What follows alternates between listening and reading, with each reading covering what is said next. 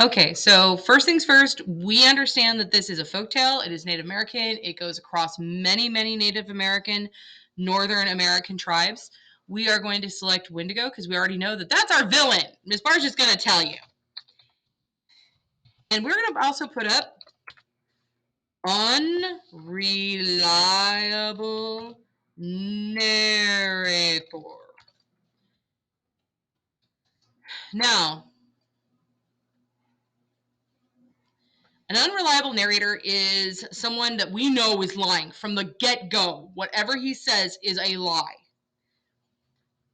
We know that this is a bad person. He's a bad guy. He hunts down and kills children. So anything he says has to be taken with a grain of salt. I'm also going to remind you that at no point in human history has a stalker ever not believed that the person that they stalked absolutely loved them.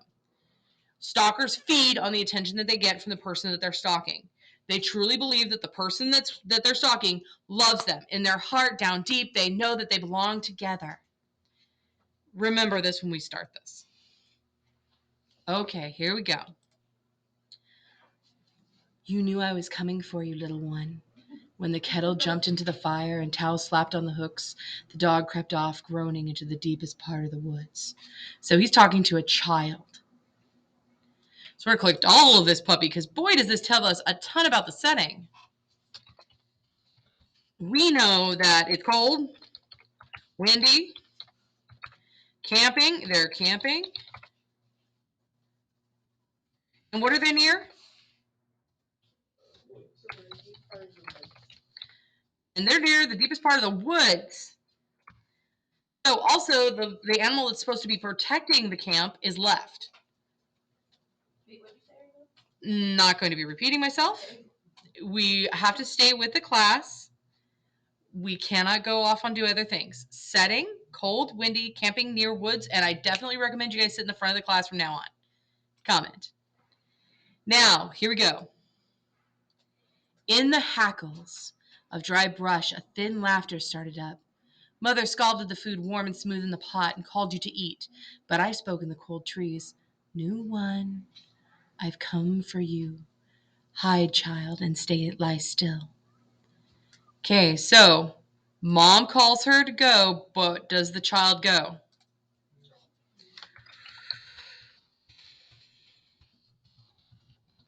That's all kinds of bad. Was it a real mom? Her mother scalded the food in the food in the pot. So mama goes from the tent outside, heats the food up really quickly, and says, "Come on, and we're coming in." She goes into the tent, and the baby does not follow her. So now the dog's gone away. Mom's not out there to protect them, and the Wendigo is waiting. Guys, you know what sumac is? Yeah, duh. But sumac actually looks a little bit like this. The reason why guys, for those of you that are like watching this, he was just reading the definition I already put there. This is sumac. This is something that you guys don't normally have here, but here's the creepy thing about sumac. Sumac is highly poisonous, and so nothing eats it. It's probably the last thing left out in the plains. What happens is the berries are blood red.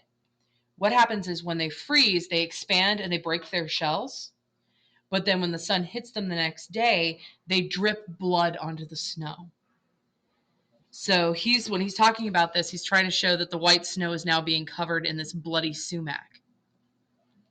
So this is our first chance where we see death imagery. We've got this dripping blood.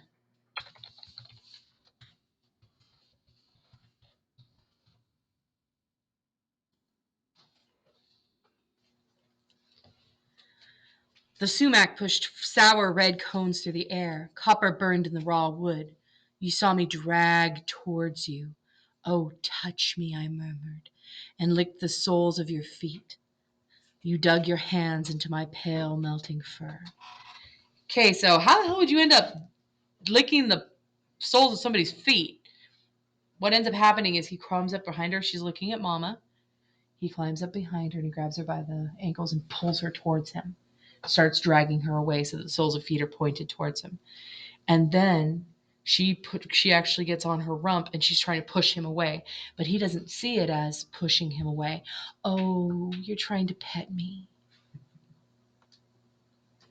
So he makes it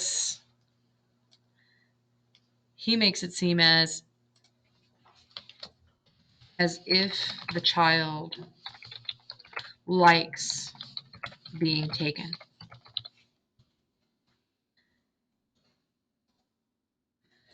So he sees it as, oh, you want to come with me. She's pushing him away, go away, get away from me. And he's like, oh, you're so cute. I stole you off, a huge thing in my bristling armor. Steam rolled from my wintry arms. Each leaf. Okay, wait a minute. Okay, when you talk outside, and it's really, really cold, what happens? Yes, the steam from your breath. Yeah. So if it's rolling off of him, out of his arms, and he's got a hold of her, what is she doing? She's screaming. And he's like, your screams look so pretty in the air.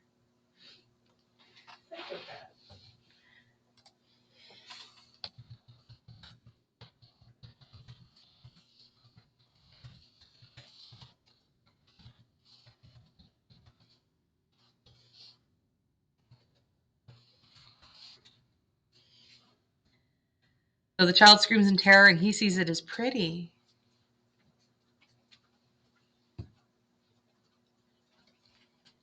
Each leaf shivered from the bushes as we passed until they stood naked, spread like the clean spines of fish. So she's grabbing onto the bushes and he's ripping her through them, and it's actually cutting up her hands. And she's skinning the leaves, what's left on the bushes, trying to hold on to something to get him to let her go, to stop from being taken. And we have our next image of death. So we have another death image. Dead fish bones. So it started with blood with the sumac. Now it's bones with the fish. Then your warm hands hummed over and shoveled themselves full of ice and snow. So what's she doing now? I can wait. What is the little girl doing now? Trying to So now she's run out of branches. She's run out of this. Screaming is not getting her any help. So literally, she's just trying to dig her way away from him any way she can. So now she's just literally gripping onto the ground, and he's ripping her through the snow. It's over. He's the one. The moment the child was taken, it's his. How far did he have taken her though? Oh, you'll find out. Oh. Okay. So, but does she give up? No.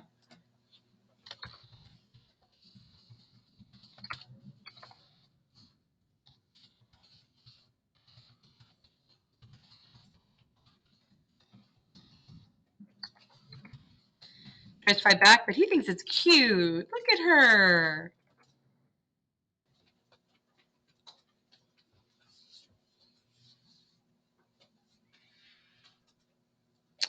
I would darken and spill all night running until at last morning broke on the cold earth. Okay, now we've got the grave, cold earth. More death image.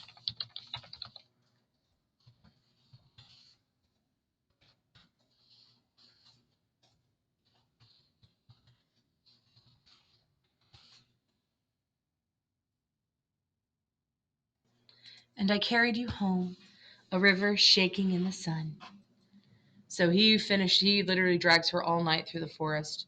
They get to the other side, and he sees the sun come up and the water dancing on the river, and they're almost home, where he will eat her alive. So, welcome to the world of Windigo. Now, let's go back over to our element tracker and see if we got everything. Now, gloomy mood is one thing that we didn't talk about. Did anybody see a gloomy mood around here? Kimby. thinking everything was cute. Nah, a gloomy mood means it's really kind of sad, but he doesn't get it. If I were you, I'd definitely grab the steamrolled offer wintering arms. That's much more of a damaging one. So, child screams. We're going to edit this puppy. How about we add gloomy mood? Kind of an understatement, but you know what I'm saying. Now, let's go take a look at our elements tracker. So, first thing we got to grab is our bleak setting, and we've got that entire happy line. So we go over to our Windigo. We're going to copy all that puppy. We're going to select it. We're going to copy it. We're going to go over to our Gothic Elements Tracker. We're going to put down our quotation mark. We're going to hit paste. And then we're going to get our quotation mark again. Now, to make this fit better, what you're going to do is this.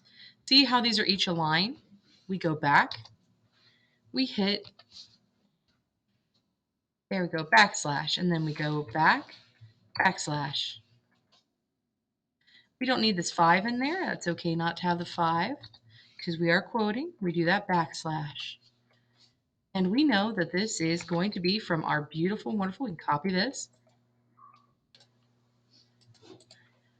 Paste.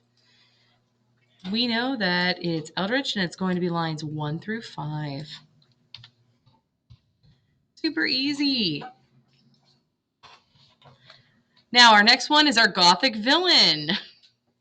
Because we already know that he's not actually ever said in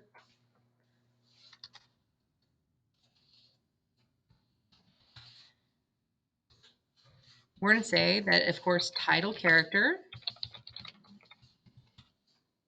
and evil eater of children.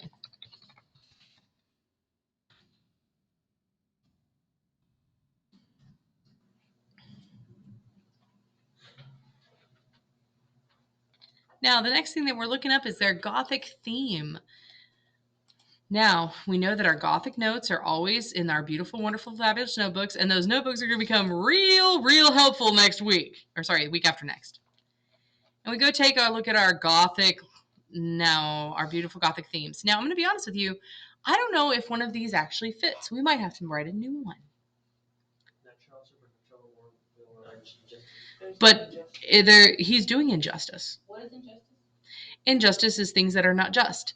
These things are wrong. He is doing wrong. So it doesn't actually work that way. So that's the biggest problem on this one is this one does not have a Gothic theme as we have right now. So we're going to have to think up what is the theme. What is the universal lesson? What are they trying to tell us? Watch your kids. No, eating kids is not fun. I'm going to kick you, Kevin. Now, not from the Wendigo's point of view. Watch your children.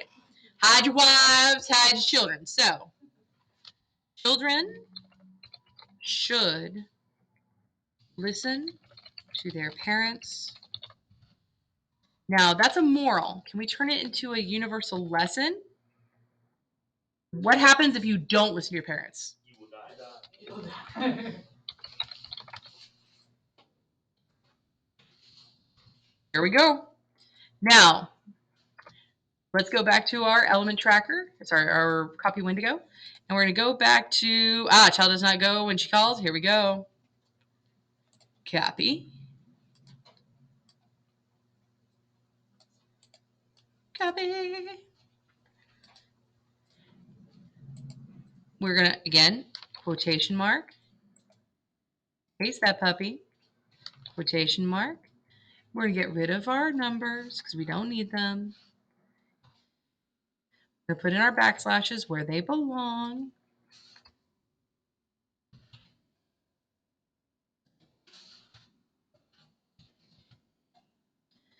We're going to go grab our citation again because it's super important. We do all citations. You'll find out why 2 weeks from now.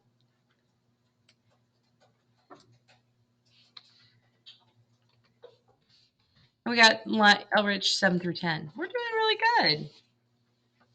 I'm going to give everybody a second. Miss Barr. Yes. I can't get a cursor. I told you that I wouldn't help you if that happened again. I We'll give you 1 second, everyone. And we're back. Okay, guys, so up next, super easy.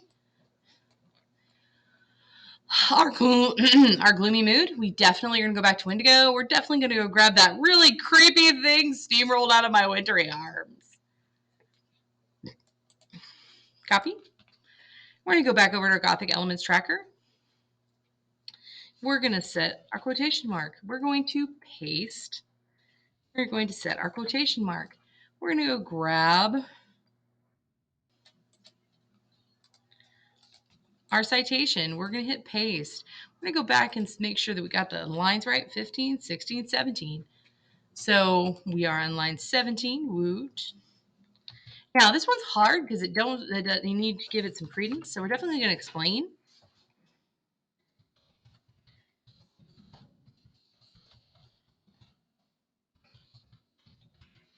Creepy.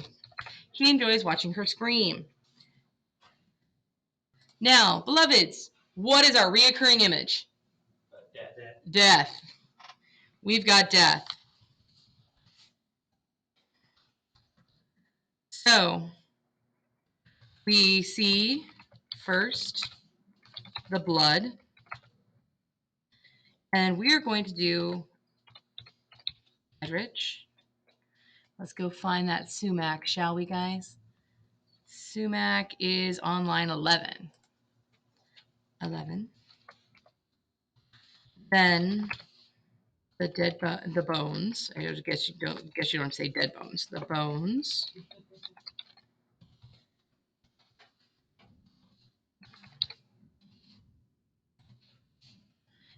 And that one is spines of fish. So that's 16, 17, 18, 19.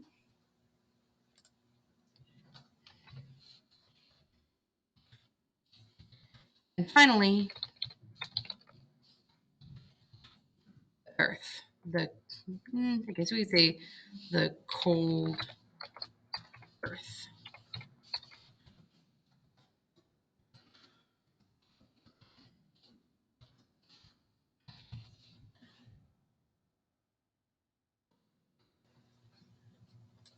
And that's going to be 21, 22. So line 22.